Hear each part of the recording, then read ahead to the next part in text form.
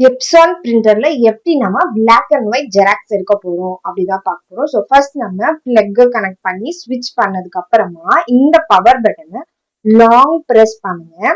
So ஒரு 5 minutes hold பண்ணி வச்சீங்கன்னா நம்மளுக்கு இப்போ பிரிண்டர் ஆன் பண்ணியாச்சு. இந்த பிளிங்க் ஆகுற லைட் ஸ்டாப் ஆகும். அதாவது ஸ்டாப் ஆகி ஃபுல்லா நம்மளுக்கு எல்லோ லைட் காட்டிடுச்சுன்னா நம்ம பிரிண்ட் எடுக்கலாம்.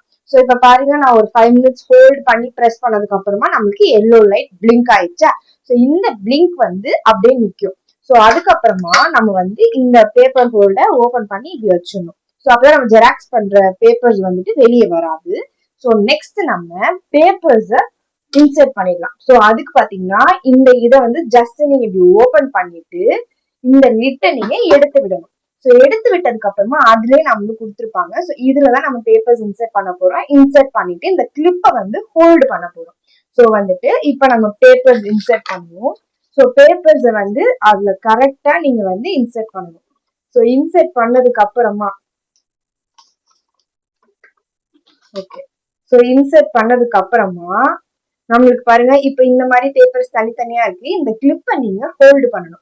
அதாவது இப்ப நீங்க ஒரு 2 ஃபிங்கர்ஸ் வச்சு இப்படி டைட் பண்ணீங்கன்னா நம்ம பேப்பர்ஸ் அந்த கிளிப் பிடிச்சுக்கும். பிடிச்சதுக்கு அப்புறமா இதை நீங்க ஜஸ்ட் க்ளோஸ் பண்ணி விட்டுங்க. நீங்க இங்க வைக்கிறப்போ ஒரு 10 பேப்பர் இல்லைன்னா ஒரு 20 பேப்பர்ஸ் இருக்கணும்.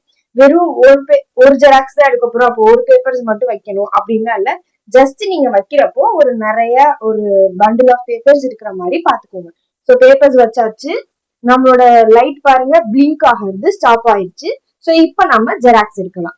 ஸோ நம்ம ஜெராக்ஸ் எடுக்க போறப்போ நம்ம இந்த லிட் இருக்கு பாருங்க, அந்த டாப்ல இந்த லிட்டை ஓபன் பண்ணிடுங்க. ஓபன் பண்ணதுக்கு அப்புறமா நம்ம எந்த பேப்பரை ஜெராக்ஸ் எடுக்க போறோமோ அங்க இதுல வைக்க போறோம். ஸோ இப்ப பாருங்க, நான் இந்த காரை தான் ஜெராக்ஸ் எடுக்க போறேன். ஸோ அப்போ நம்ம எந்த பேஜை ஜெராக்ஸ் எடுக்கிறோமோ அதை இப்படி ஆப்போசிட் டைரக்ஷன்ல வச்சிடணும். அதாவது நம்ம எடுக்க போற ஜெராக்ஸ் பாத்தீங்கன்னா இந்த சைடு இருக்கணும்.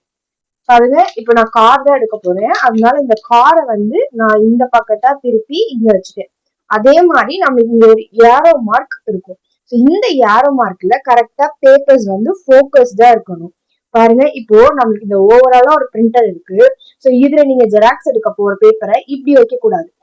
இந்த கேப் இருக்கக்கூடாது. இந்த ஏரோ மார்க் கிட்ட அந்த பேப்பர்ஸ் இருக்கணும். ஏரோ மார்க் கிட்ட தான் அந்த ஏர்4 ஷீட் பேப்பர் இருக்கணும். ஸோ இப்போ நம்ம ஜெராக்ஸ் எடுக்க போற பேப்பர்ஸ் வச்சாச்சு இந்த ஏரோ மார்க் டைரக்ஷன். இப்போ நம்ம இந்த லிட்டை க்ளோஸ் பண்ணிடலாம். க்ளோஸ் பண்ணதுக்கு அப்புறமா இங்க 2 பட்டன்ஸ் இருக்கு பாருங்க.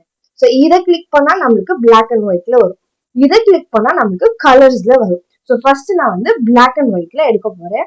ஸோ இதை லாங் ப்ரெஸ் பண்ணிட்டீங்கன்னா நம்மளுக்கு இப்போ பேப்பர்ஸ் ஜெராக்ஸ் எடுக்க ஆரம்பிச்சிடும். ஸோ அந்த பேப்பர் பார்த்தீங்கன்னா தானாவே ஜெராக்ஸ் எடுக்க ஆரம்பிச்சிடும்.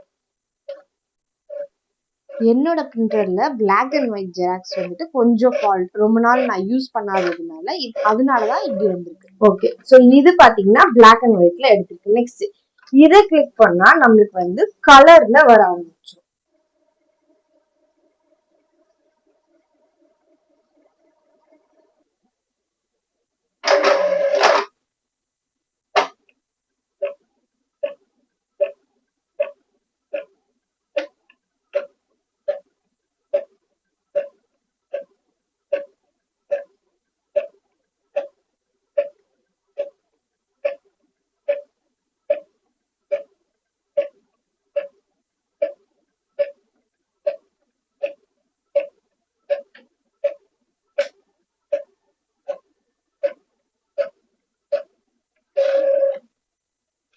ஓகே, ஸோ இப்போ நம்ம ஜெராக்ஸ் எடுத்தாச்சு. ஸோ நம்ம பிளாக் அண்ட் ஒயிட்லயும் எடுத்திருக்கோம், கலர்ஸ்லயும் எடுத்திருக்கோம். ஓகேங்களா?